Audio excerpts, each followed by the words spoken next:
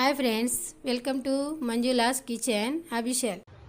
Hi friends, నేను ఈరోజు చల్లచారు చేస్తున్నా. దానికి కావాల్సిన పదార్థాలు: పెరుగు, పచ్చిమిరపకాయల పేస్ట్, శనగపిండి, ఆయిల్, జీలకర్ర ఆవాలు, పసుపు, ఉప్పు, ఉల్లిగడ్డ, పచ్చిమిరపకాయలు, కలమాకు, కొత్తిమీర, శనగపిండి. ఈ శనగపిండి ఇలా కలుపుకోవాలి. పెరుగులా పచ్చిమిరపకాయల పేస్ట్ కలుపుకోవాలి. ఈ శనగపిండి ఏమో చిన్న చిన్న బుడాలు చేసి పెరుగు అయిన తర్వాత లాస్ట్ ఇలా ఇది వేసి దించాలి. పెరుగులు ఏం వేసుకోవాలో అందులో ఏమేమి కలుపుకోవాలో అవన్నీ చూపిస్తున్నా చూడండి. శనగపిండి ఒక 2 చెంచాలు, ఒక చెంచా పచ్చిమిర్చి పేస్ట్, సరిపడా ఉప్పు, మంచిగా కలిసేటట్టు మిక్సీ చేసుకోవాలి. కొంచెం వాటర్ కూడా పోసుకోవాలి. కొంచెం పలసగా కలపాలి. మసులుతుంది కదా, కొంచెం చిక్కగా అవుతుంది మసులు తర్వాత. బుడాలు చేసుకోనీకి పిండి తడుపుతున్నా. అందులో ఏమి వేయాలో చెప్తాను. అల్లం వెల్లిగడ్డ పేస్ట్,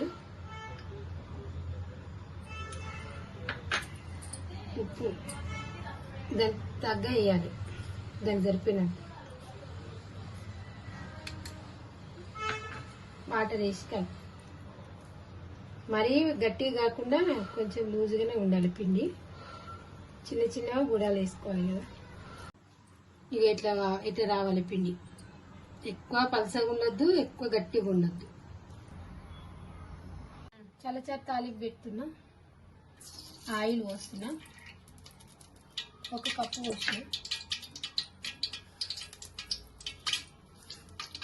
కొంచెం ఆవాలు, మిరపకాయలు రోస్ట్ వేసుకున్నా.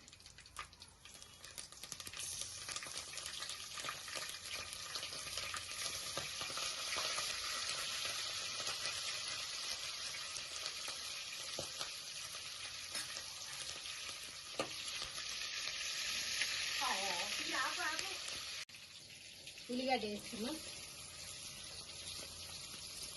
కొంచెం ఉల్లిగడ్డ కొంచెం మంచి గాలినాక కలమాకి వేసుకున్నా. కలమాకి వేసుకున్నా.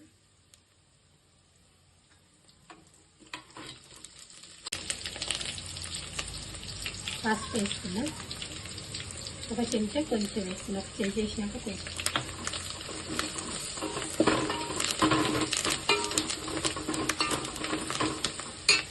ఇప్పుడు పెరుగు పోసేది.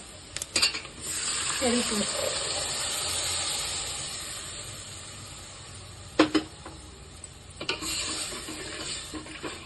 కడిపెట్టిన కొత్తిమీర,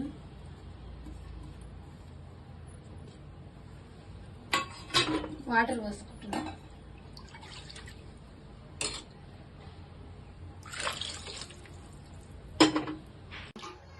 ఒక 10 నిమిషాలు మసాలా పెడతా.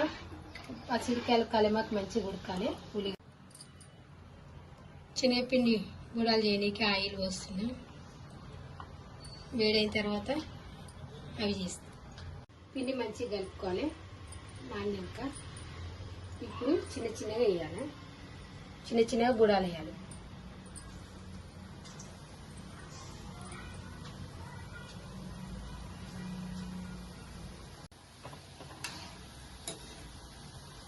ఇట్లా ఎర్రగా అయినాక తీసేయాలి. ఎక్కువ ఎర్రగిట చారు 10 నిమిషాలు అయింది కదా మసిలి. ఇప్పుడు తర్వాత ఈ గుడాలు వేయాలి.